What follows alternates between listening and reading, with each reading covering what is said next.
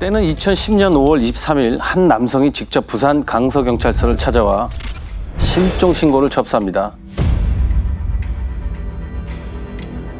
저희 어머니가 사라지신 것 같아요. 아버지랑 연락이 안 된 것도 벌써 5일째라는데 전화도 꺼져 있고 제가 집에 가봤는데도 안 계세요. 이럴 뿐이 아닌데 어머니 좀 찾아주세요. 자초지종을 들어보니까 아버지가 암으로 입원 중이셨습니다. 그래서 어머니 혼자 집에서 지내던 상황이었는데요. 어머니는 거의 매일 아버지가 계신 병원에 들르셨는데 한 5일 전부터 병원에 오지도 않고 전화기도 꺼져 있어 먼 지역에 사는 아들에게 이 상황을 전했던 겁니다. 그래서 아들이 곧장 어머니 집을 갔는데 어머니가 안 계시고 기다려도 오지 않아 신고했던 거고요. 집 안은 크게 이상한 점은 없었나 봐요. 네, 평소랑 똑같았고요. 어머니 손가방과 휴대전화가 안 보이는 걸로 봐서는 처음에 어디 외출한 것처럼 보였다고 했습니다. 가방이랑 전화기를 다 들고. 그러면 어디 외출할 때 정도의 딱 짐이잖아요. 그쵸. 네. 가방이랑. 어디 외출을 하셨다가 거기서 사고가 난 건가? 신고 5일 전부터면 이제 18일부터 연락이 끊겼다는 얘기잖아요. 그럼 그 사이에 어머니를 보거나 뭐 연락을 나눈 사람도 없었던 걸까요? 아들 말로는 자신의 이모, 그러니까 어머니의 여동생이 18일 오전 8시 50분쯤 어머니와 통화를 나눴다고 했답니다. 통화 당시 어머니는 집에 있었다고 했고요. 평소처럼 안부를 묻고 대화를 하던 중에 갑자기 아버지가 배터리가 부족합니다. 통화하다가 이거 배터리 없을 때 꺼질 때 나는 소리. 그쵸. 맞습니다. 이 알림음이 나오더니 곧바로 전화가 끊어졌다고 했습니다. 그런데 어머님이 아버지가 입원 중이어서 전화기를 손에서 놓지 않는 분이었는데 전화 배터리가 없어 끊겼다는 게 이상하더랍니다. 이모 역시 그날 이후로 전화가 꺼져 있어 걱정하고 있었다고 했고요. 전화기가 꺼져 있을 리가 없는 엄마인데 아빠 때문이라도. 그거는 약간 좀 이상하긴 하네요. 근데 그게 18일 오전에 집에 계실 때까지만 해도 별일은 없었던 거잖아요. 오전에 이모랑 그렇죠. 통화를 했으니까. 네. 혹시 이날 통화하실 때 뭐 약속이 있다고 하거나 뭐 특별한 얘기는 안 했다고 했나요? 네, 남편 병원에 간다는 거 외엔 별다른 얘기는 하지 않았다고 했습니다. 그러니까 병원에 갈 예정이었던 거네요. 그렇죠. 이날도 그죠? 그냥 평범하게 간호하러 병원에 가는 일밖에 없었던 것 같은데요. 그 가던 중에 무슨 일이 있었던 건가? 그런데 이상한 거는 전화가 최종적으로 꺼진 게 18일 오후 2시쯤인 겁니다. 그것도 실종자가 살던 동네 인근으로 잡혔고요. 통화자는 오전에 연락을 나눈 실종자의 동생뿐이었습니다. 그럼 이상하지. 동생이랑 통화한 건 오전이니까 그때 꺼졌지만 다시 충전했다가 2시쯤 꺼졌다. 그리고 동네 인근에 잡혔다는 거는 어디 멀리 나간 것도 아니다라는 거잖아요. 목격자는 없었나요? 다행히 있었습니다. 동네 주민들 중 18일 오전 9시 45분경 실종자가 집 앞에서 어떤 차에 올라타는 걸 봤다는 분이 있었습니다. 차에 탔다고? 어쨌든 그러니까 아침에 누군가를 만난 거네요. 동생이랑 통화한 지 한 1시간 만에? 그렇죠. 그럼 차에 누가 있었는지도 보셨대요, 그 목격자분이? 그것까지는 못 봤는데 차종이 묻다는 건 기억하셨습니다. 이거는 엄청 중요한 단서잖아요. 그렇지. 그럼 차량이 추적되지 않아요? 안타깝게도 동네에 CCTV가 많지 않아서 차량을 찾을 수가 없었습니다. 차가 간 방향으로도 추적해봤지만 소득이 없었고요. 어쨌든 간에 분명히 어머님은 누군가를 만난 겁니다. 근데 아무 거리낌도 없이 그냥 차에 탔다는 거잖아요. 그러니까 이거는 가까운 사람이었던 것 같은데. 그죠? 그렇죠. 아는 사람, 가까운 사람.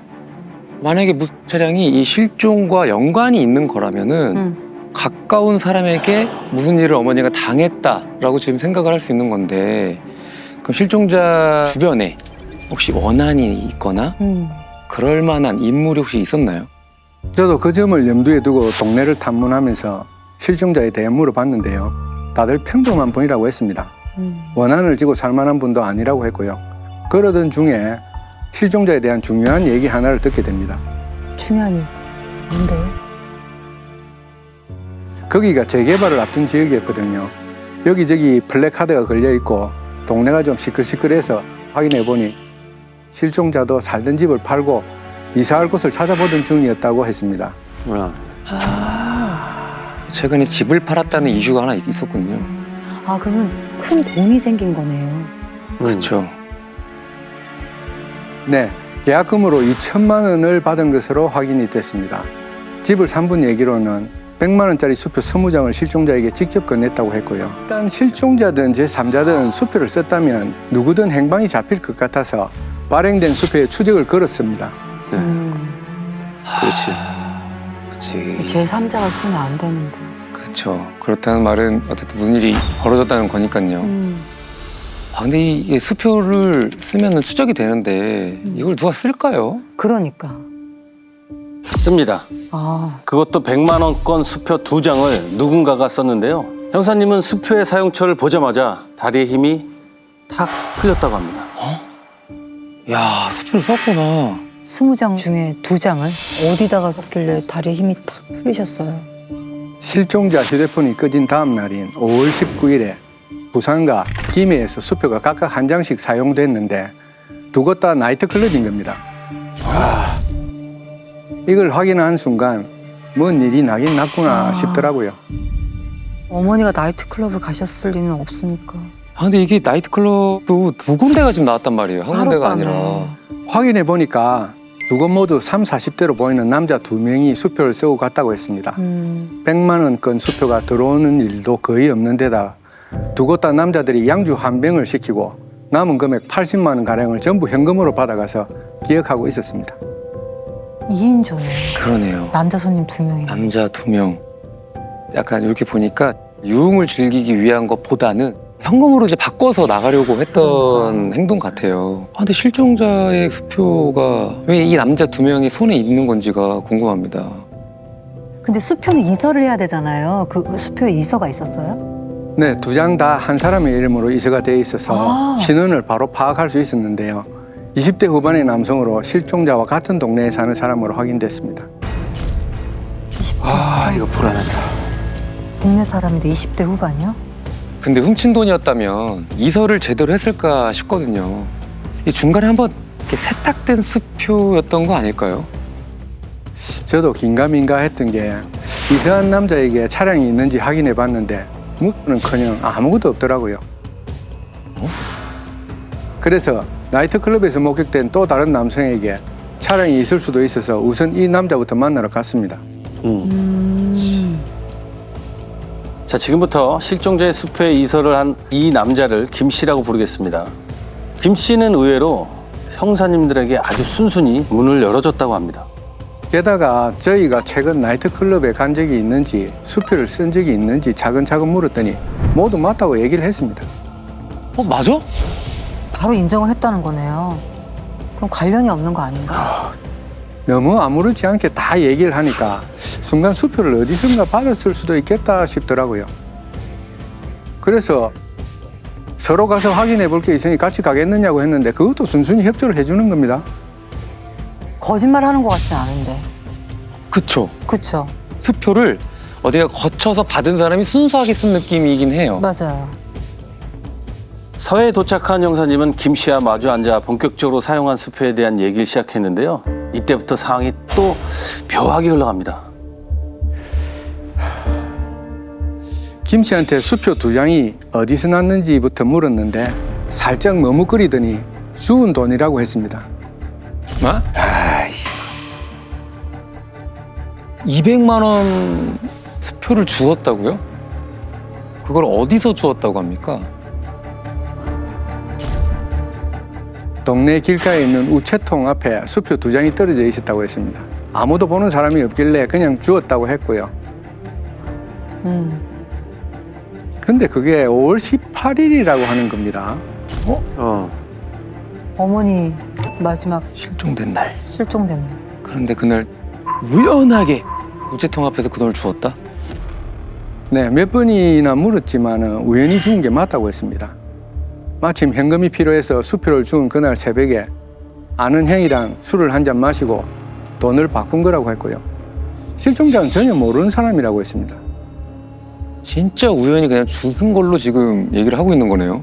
야, 이걸 믿어도 될까 모르겠네요. 근데 그 우체국 앞에 CCTV 보통 있잖아요. 그거를 확인해 보면 되지 않아요? 우체국을 가볼 필요도 없이 오 형사님의 김 씨의 말이 거짓말이라는 걸 단번에 알아차렸다고 합니다. 거짓말이라고? 어떻게요?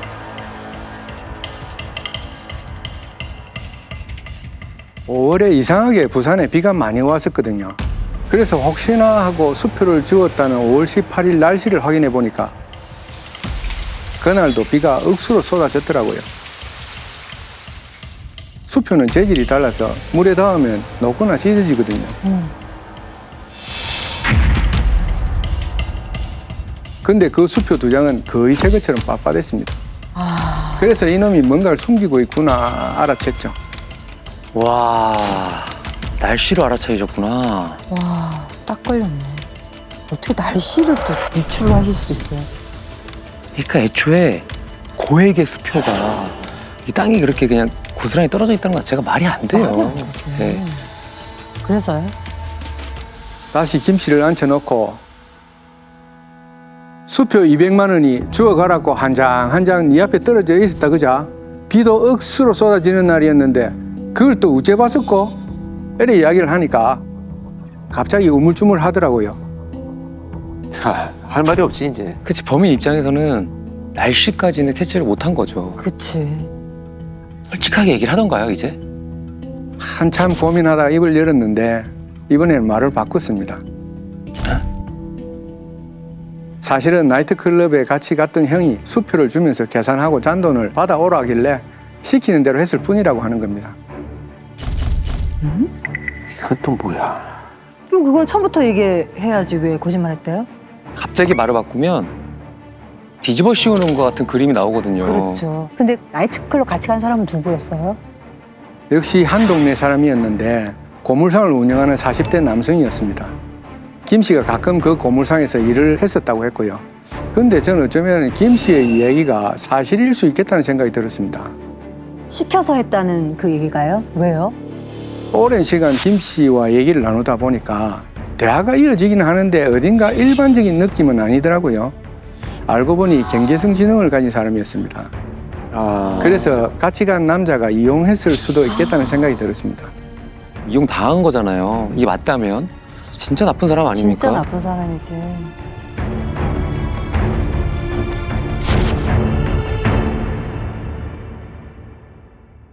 그래서 형사님은 김 씨와 그날 나이트클럽에 갔다고 한 남자의 인적 사항부터 확인해 보는데요. 아주 놀라운 게 나옵니다. 놀라운 게 나왔다고요? 뭔데요, 그게? 남자의 집 주소가 실종자의 집 주소랑 똑같았습니다. 왜? 이것도 어떻게 된 거야? 그 이용한 사람? 40대? 그 가족이에요? 알고 보니까 실종자의 집 바깥에 새를 들어 사는 세입자였던 겁니다. 아, 세입자. 세입자. 그러면 세입자면은 집이 팔린 걸 알고 있었겠네요. 그래서 집 앞에서 차도 태워서 간 거고. 야, 갑자기 이게 흩어져 있던 퍼즐이 딱 맞춰지는 느낌이네요. 그 사람 이 남자가 누구예요? 네, 이 남성 이름으로 1톤 트럭 한 대와 무트 차량 한 대가 있는 것까지도 나왔습니다. 근데 아까 전에 그 동네 탐문을 형사님이 하셨다고 했는데 그럼 무 차량이 그 세입자의 차라면 주변 이웃들이 모를 리 없지 않아요? 그러게? 왜 사람들이 그걸 얘기를 안 해준 거지? 이상하다. 저도 그게 의문이었는데요. 세입자의 집을 가봤더니 이름만 남편으로 돼 있었고 집엔 아내와 아이들만 있었습니다. 남편에 대해 물으니까 사실상 별거 중인 상태라고 하더라고요. 가끔 애들을 보러 올 때만 한 번씩 집에 들르고 고물상에서 지낸다고 했습니다. 그래서 이웃들도 그 차가 누구 차인지 잘 몰랐던 것 같더라고요. 집을 거의 안 왔구나. 고물상에서 생활을 하고. 근데 그날은 왜 온 거예요? 혹시 아내분이 뭔가 알고 있는 눈치였어요? 그건 전혀 아니었습니다. 평소 실종자가 이 아내분에게 이런저런 도움을 많이 주셨나 보더라고요. 그래서 실종자가 없어졌다는 소식을 알았을 때도 가장 깜짝 놀라면서 꼭 찾아달라고 하셨던 분이었거든요. 자기 남편과 관련이 있을 거라고는 아예 상상도 못한 눈치였습니다. 남편 없이 애를 혼자 키우니까 그 집주인분이 또 굉장히 좀 잘 해주셨나 봐요. 야, 그럼 일단 그 모습 차량의 주인 이 남자를 빨리 만나봐야겠네요. 지금부터 무릎을 몰고 다니던 이 남성을 최 씨라고 부르겠습니다.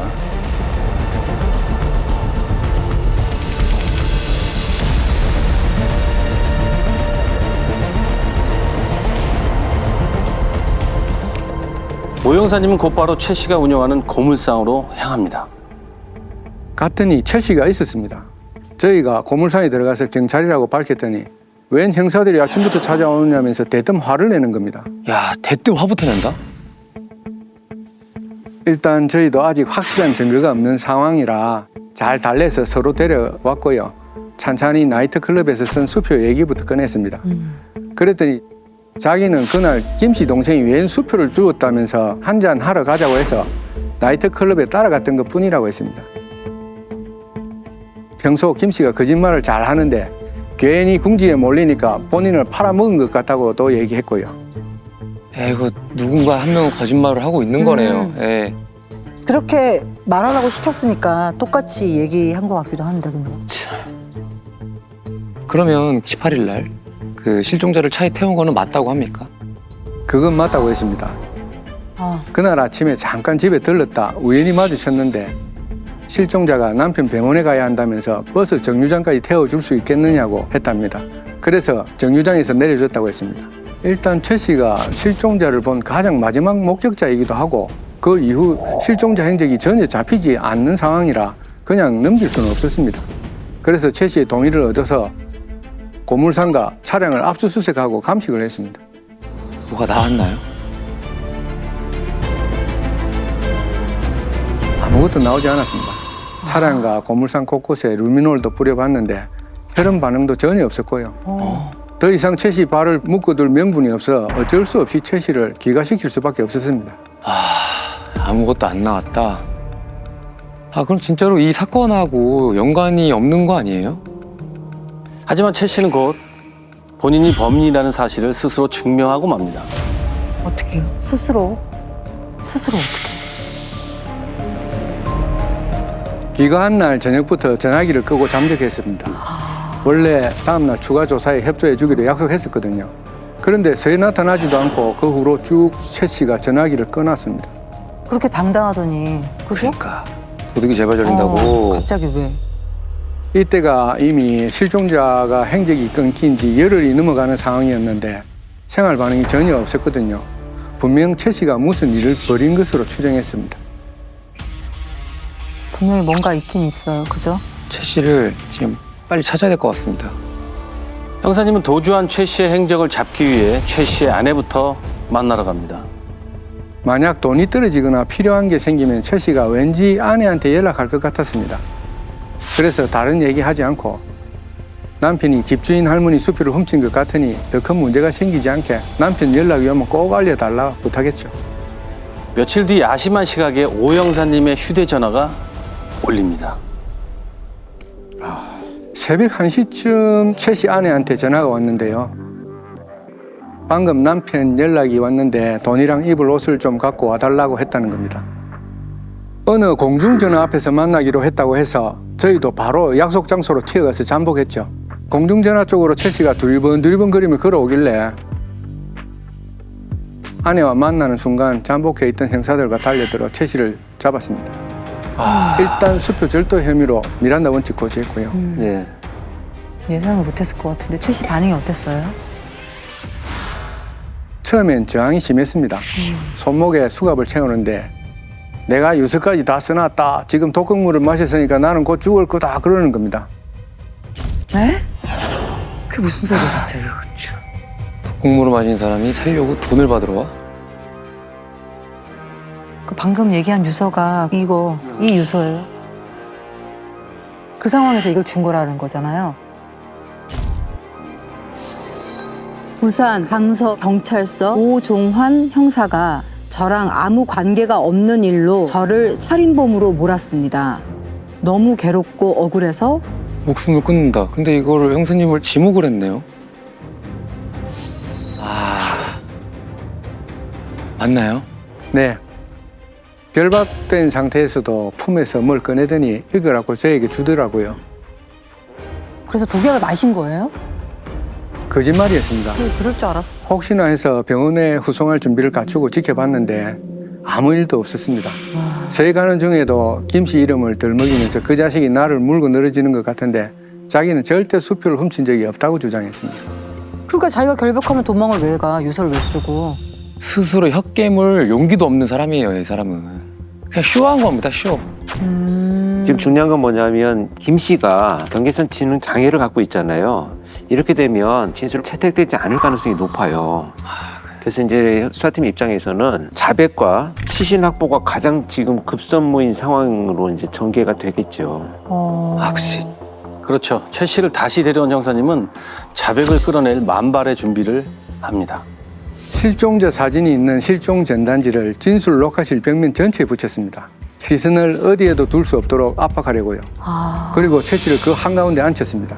들어올 때부터 당황하더니 벽을 쳐다보지도 못하고 고개를 푹 숙이길래 금방 얘기할 줄 알았는데 최 씨가 쉽게 입을 열지 않더라고요. 그래서 그 다음 스텝을 준비했죠. 아, 저 다음 스텝도 있었구나. 이때 형사님의 전화기가 울리고 형사님은 이렇게 전화를 받습니다. 아, 그래? 찾았어? 오케이, 알았어. 아, 찾았다고? 뭘요? 시신? 흉기. 당연히 못 찾았죠. 어디 있는지 알 수도 없었고요.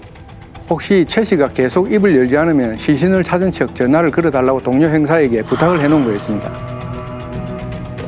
저는 그 전화를 끊자마자 문을 쾅 닫고 조사실을 나왔고요. 그러니까 형사님들은 연기도 잘하셔야 돼. 진짜 대박이다. 최 씨 입장에서는 아, 끝났다. 그 진짜 제대로 압박이 되는 거. 밖에 나와서 지켜보니까 최 씨가 앉았다 일어섰다 불안해하는 모습이 보이더라고요. 조금 기다렸다 다시 조사실로 들어가서 담배 한 개를 건네며 이렇게 말했습니다. 네 마지막 담배다 한 대 피우고 승복해라. 교도소 가서 몸 건강하고.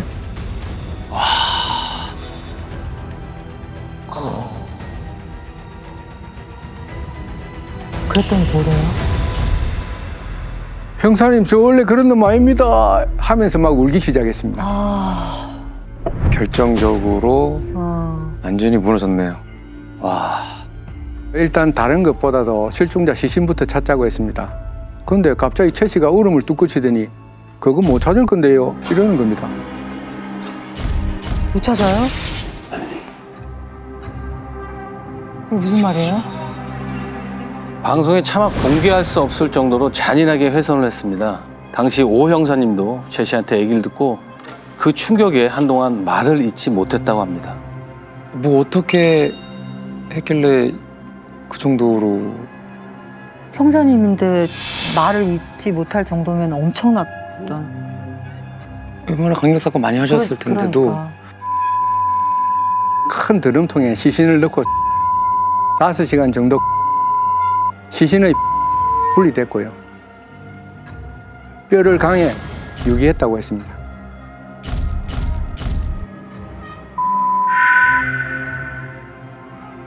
근데 이게 나가요? 안 나가죠, 방송에.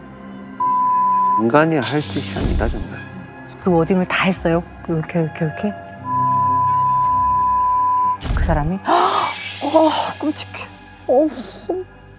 악마도 이러진 않았을 것 같은데. 우리가 뭐 가끔 그런 지옥에 대한 그 모습을 화면을 그려주잖아요. 그거랑 똑같은 방법으로 지금 살인을 저지른 거죠. 아, 너무 화난다. 그럼 그 진짜 시신을 찾을 수 없었던 건가요? 최 씨가 유기한 장소로 지목한 강에서 실종자의 두개골부터 갈비뼈, 골반뼈 등 77조각을 찾아냈고요. 직과 기록으로 신원을 확인할 수 있었습니다. 근데 이 큰 뼈들이 이렇게 다량 발견됐다라고 하는 것은 시신 훼손이 상당히 심한 아주 끔찍한 사건이라고 봐야 되겠습니다. 그러니까 왜 그랬대요, 대체? 왜? 왜 그렇게 잔인하게 살해를 했다는 겁니까?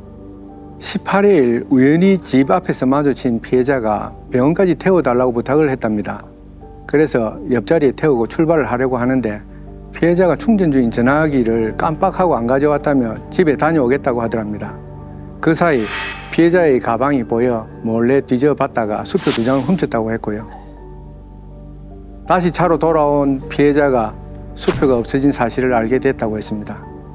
그럼 돌려주고 죄송했다고 자신이 안 그러겠다고 그 용서를 빌어야지. 그 200만 원 저기 훔친 것 때문에 사람 죽였다는 얘기예요 지금? 그렇게 잔인하게? 네, 피해자가 남편은 병원비라면서 돌려달라고 화를 내며 경찰에 신고하겠다고 했다는 겁니다.